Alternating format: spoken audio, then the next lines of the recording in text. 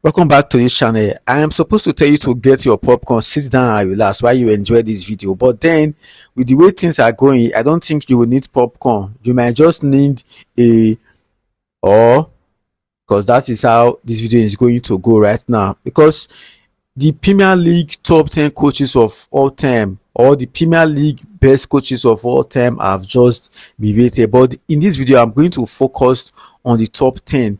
You get? So without too much talk, let's go straight to it. Number one is Harry Rednapp.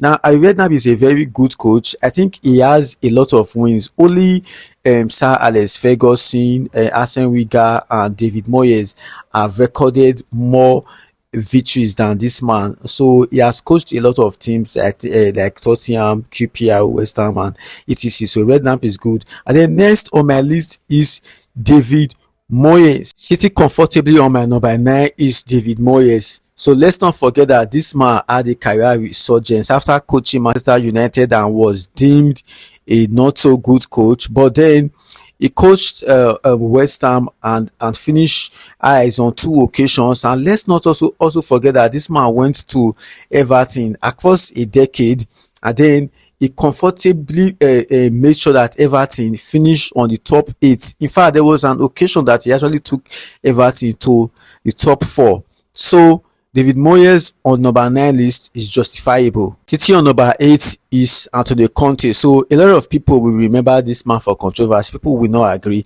But then let's not forget that this man actually inherited a mess left by Jose Mourinho 2016, and then he molded his own club in 2017 that ended up winning the title. He won the Premier League title the first time with a whooping 93 points, and then the next season he won the FA Cup with Chelsea after building his own players the way he wanted. Remember I said earlier, Jose Mourinho left a mess for him.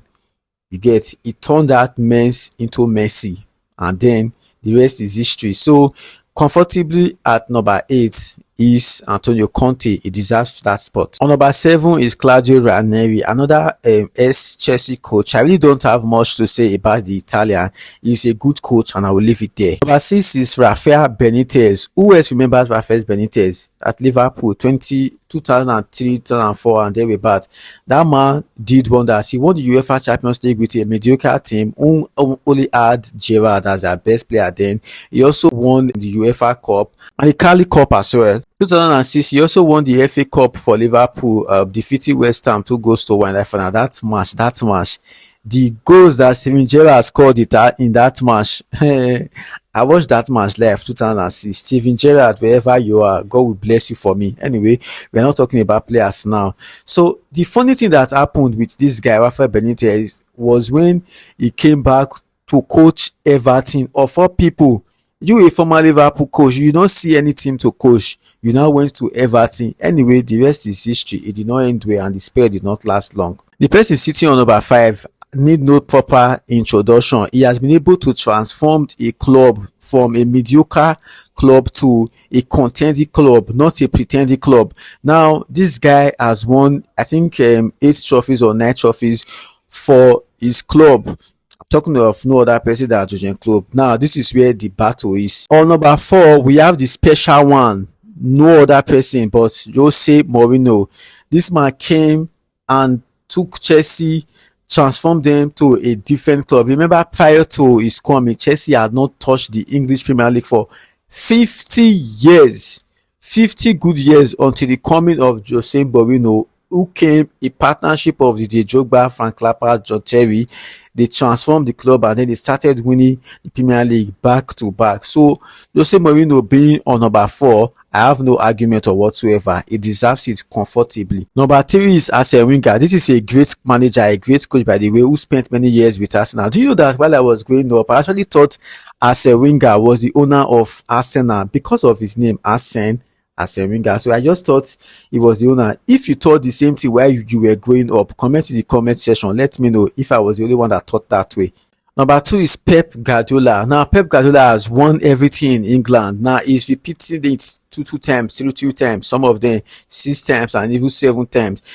Pep Guardiola has destroyed Premier League record. He has turned Premier League to Farmers League. Whether you want to agree or not, it is the truth.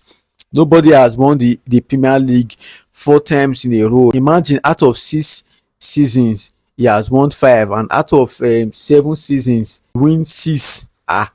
Come on now, this is not farmers league. Let's not even argue it. So Pep Guardiola is a very good coach, sitting comfortably at number 2 with so many evidence, so many receipts to show that he deserves the number 2 spot. Number 1 on our list is no other person than Sir Alex Ferguson. Remember, this man spent 26 years with Manchester United and won 38 trophies, including 13 Premier League. He was so good that Queen Elizabeth had to knight him in 1999. So it's not just ordinary Sir. That Sir that you are seeing there is not ordinary.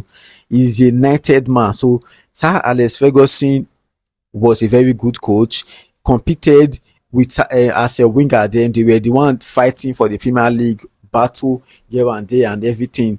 But then again, do you really think Sir Alex Ferguson is better than Pep Guardiola? Do you know that Sir Alex Ferguson have never won the Premier League with 95 points? The highest point he has amounted, I think, is 93 or 94. But he has never passed there. Now you want to compare him with someone that has won the Premier League back to back 4 times, and then he has gotten to 100 points. Pep Guardiola has only spent 7 seasons with Manchester City and has won 16 trophies. 16. Just imagine that this man has spent up to 26 years that Sir Alex Ferguson spent there. Don't forget that this man is also leading in terms of games won by percentage. He's up there, number 1 position. Then how can you rate Sir Alex Ferguson above him? I don't agree with that. Pep Guardiola should be number 1. Even Klopp at number 5. I see no reason why you will go and put Klopp in number 5, but I don't want to argue it, because if I talk now, you guys will remind me that Klopp only won 1 Premier League. Okay, I don't rest. No wahala, fine.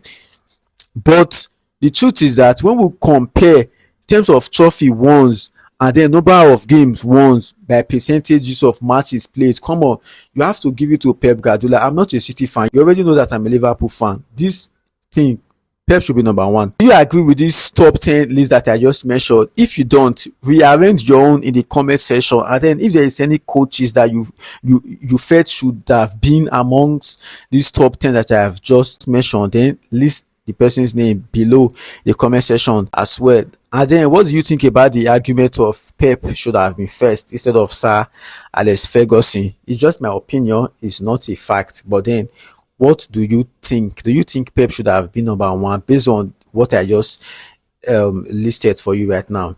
Anyway, that's all about this video. If you enjoyed this video, why not follow, like, and share? And then if you're watching from YouTube, do hit the subscribe button now. I'll see you again in the next one.